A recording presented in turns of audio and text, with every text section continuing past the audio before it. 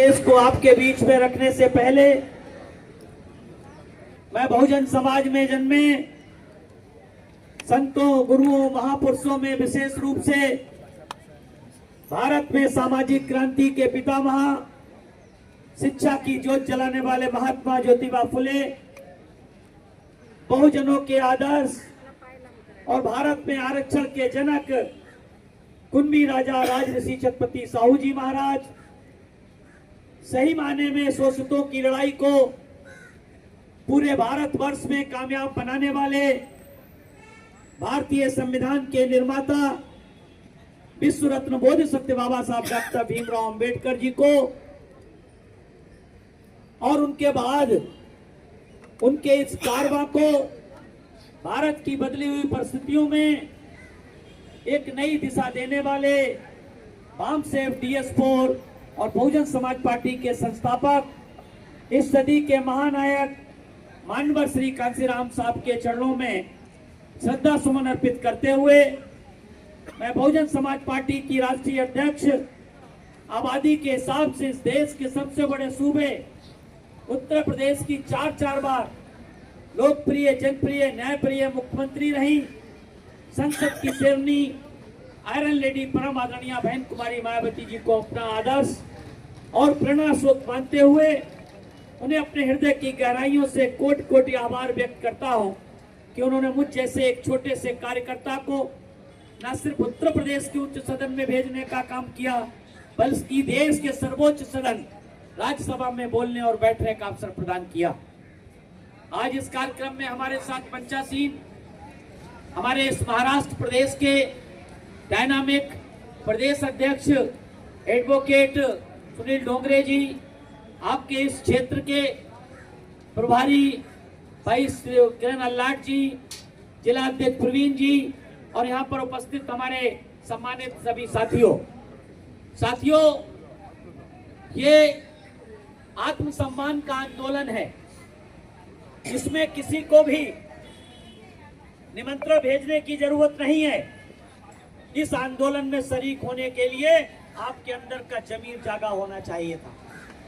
आपके अंदर का अगर जमीर जागा होता तो मैं अगर 2000 किलोमीटर से चल करके आ सकता था, तो आप 10, 20, 25, 50 किलोमीटर से चल करके इस आजाद मैदान को भरने का काम करते।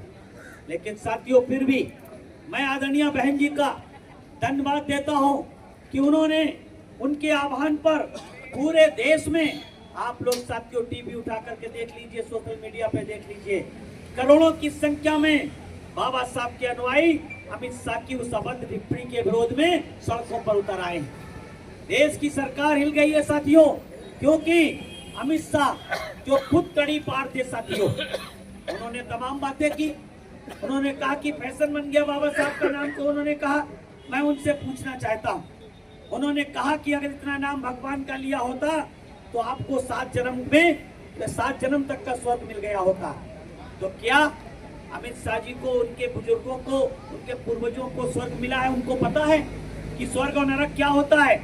साथियों, मैं आप लोगों को बताना चाहता हूँ, जो तड़ी पार व्यक्ति था, उस व्यक्ति को न्याय दिलाने का काम किसने किया?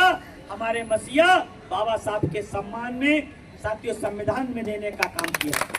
अगर बाबा साहब ने इस देश में बराबर की ताकत, सबको समता मूलक समाज बनाने के लिए संविधान बनाने का काम नहीं किया होता, तो शायद अमित शाह इस देश के कभी गृह मंत्री नहीं बन सकते थे, क्योंकि वो तड़ी पार थे साथियों। तड़ी पार व्यक्ति को गृह मंत्री बनने का अवसर मिला, क्योंकि न्याय देने का काम हमारे बाबा साहब के संविधान ने दिया। यहाँ तक कि साथियों, तमाम वो कहते हैं जिन भगवानों की वो बात करते हैं, कौन से भगवान? हम तो साथियों उन्हें ही भगवान मानते हैं जिन्होंने गले की हानि को, कमर के झाड़ू को साथियों हमारे कमर से और गले से हानि को हटाने का काम किया। जानवरों से बदतर जीवन वाले महाराष्ट्र के लोग, जानवरों से भी बदतर जीने वाले महाराष्ट्र के लोग, वो दलित समाज के लोग, अछूत समाज के लोग, जिनको जानवरों से भी बदतर जीवन जीने पे मजबूर होना पड़ा था, उनको साथियों जिन तालाबों के पानी जानवर पी सकते थे, उन तालाबों में जानवर जाके स्नान कर सकते थे, मलमूत्र कर सकते थे, उन तालाबों के पानी को इंसानों को पीने का अधिकार नहीं था। ये था साथियों भगवान। कहाँ भगवान था उस समय, जिस समय हम लोगों को जानवरों से भी बदतर जीवन जीने पे मजबूर होना पड़ता था, हमारे पूर्वजों को? कहाँ थे भगवान? जिस मंदिर में वो भगवान बैठे थे, उस भगवान में, उस मंदिर के आसपास हमारे लोगों को निकलने का भी अधिकार नहीं था। वैकम सत्याग्रह का उदाहरण आपके सामने केरला का है। केरला के उस वैकम टेम्पल के आसपास से भी लोगों को जाने का अधिकार नहीं था। लेकिन साथियों किसने दिया? किसने दिया? आज साथियों बाबा साहब ने भारत के संविधान में हमको बराबर के वोट का अधिकार दिया। और बाबा साहब ने इसीलिए साथियों, जब इस देश के उस मनुवादी व्यवस्था से पीड़ित होकर के उन्होंने साथियों घोषणा करने का काम किया था कि मेरे बस में नहीं था कि मैं हिंदू धर्म में पैदा हुआ, लेकिन मेरे बस में है कि मैं हिंदू होकर के मरने का काम नहीं करूंगा। बाबा साहब ने उस प्रतिज्ञा को 14 अक्टूबर 1955 को पूरा करने का काम किया। साथियों हम लोग अपने आप को बुद्धिस्ट कहते हैं, तमाम बातें कहते हैं, लेकिन अगर सही माने में साथियों बुद्धिस्ट हैं तो साथियों हमें बाबा साहब की उस 22 प्रतिज्ञाओं को याद रखना चाहिए। सही माने में अगर बुद्धिस्ट हैं तो साथियों इस देश में साथियों अगर बोधिसत्व कोई बाबा साहब कोई हुआ है साथियों, तथागत बुद्ध, क्योंकि बोधिसत्व कौन होता है? बोधिसत्व का मतलब है जो बुद्धत्व को प्राप्त करने की राह पर चलता है, वही बोधिसत्व होता है। और साथियों बाबा साहब को इस देश में केवल एकमात्र व्यक्ति बाबा साहब को बोधिसत्व की उपाधि देने का काम साथियों बौद्ध संगीत में साथियों म्यांमार परमा में देने का काम किया गया। तो हमारे भगवान तो बोधिसत्व बाबा साहब डॉक्टर भीमराव अम्बेडकर हैं। और जहाँ तक साथियों जिन भगवानों की वो बात करते हैं, जिन भगवानों के नाम पे वो वोट लेते हैं, उन भगवानों को भी न्याय देने का काम हमारे मसीहा के संविधान में देने का